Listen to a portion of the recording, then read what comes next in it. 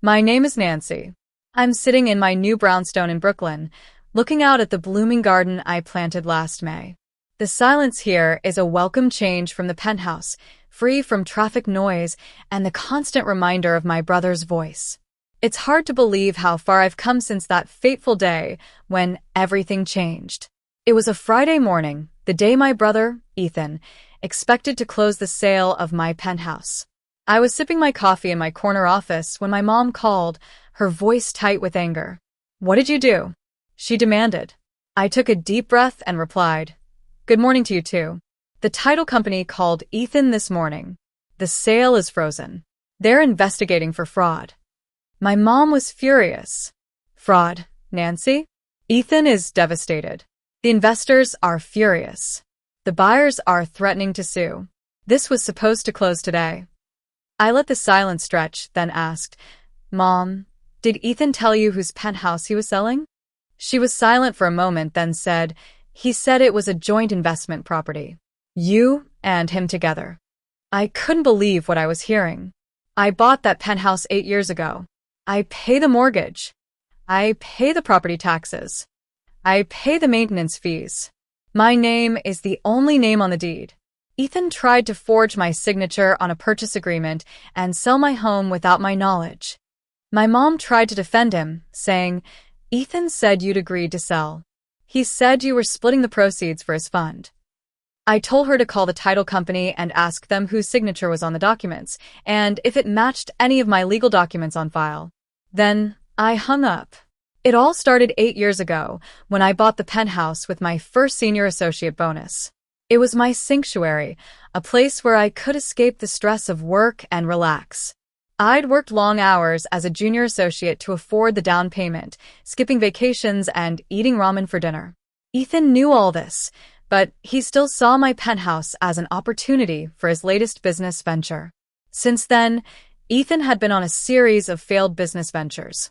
He'd started an app startup that failed, a cryptocurrency trading venture that lost my dad's money, an NFT marketplace that lasted only 6 weeks, and a blockchain consulting firm with 0 clients. But my parents always saw him as a visionary, saying he just needed the right opportunity. They'd call me boring for having a stable career as a corporate attorney, and my penthouse was just a boring investment property. I'd always been the dependable one, the one who paid attention to details and worked hard to build my career. I'd paid for family dinners, covered Ethan's portion of gifts, and even bought a new laptop for my dad's retirement because Ethan's crypto fund needed capital. But I'd never received the same support or recognition from my family. After Amanda, an old friend and real estate attorney, called to tell me about the sale, I realized I'd had enough. I asked her to freeze the sale and start an investigation. The process was methodical and satisfying, as each step brought me closer to justice. The evidence was clear. Ethan had forged my signature on the purchase agreement and provided false information to the buyers. The title company forensic examiner, Sarah, compiled a detailed report and referred the case to the district attorney's office. Ethan hired a criminal defense attorney, but it was too late. He was completely exposed.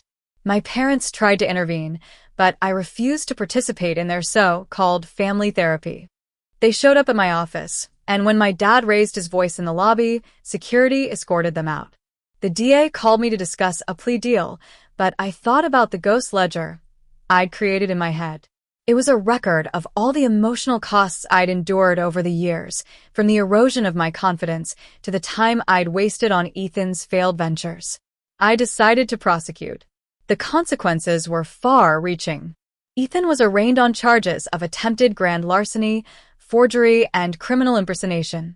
His crypto fund collapsed, and he lost his visionary reputation. My dad had to pay his legal fees and the compensation to the buyers, which depleted my mom's retirement savings.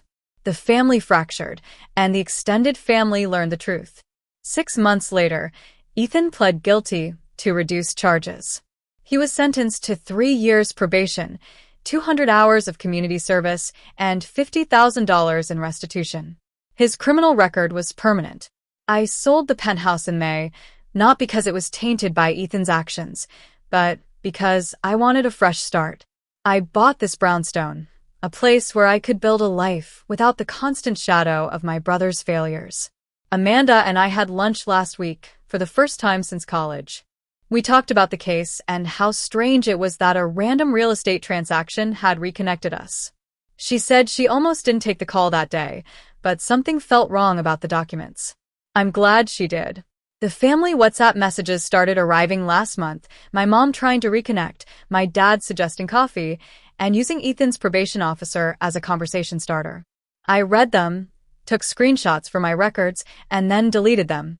I'm done with that part of my life. I've learned that details matter, documentation matters, and most importantly, standing up for myself matters. I'm finally free from the emotional debt that had been weighing me down for 8 years. The account is closed, and I'm looking forward to a future filled with peace and stability.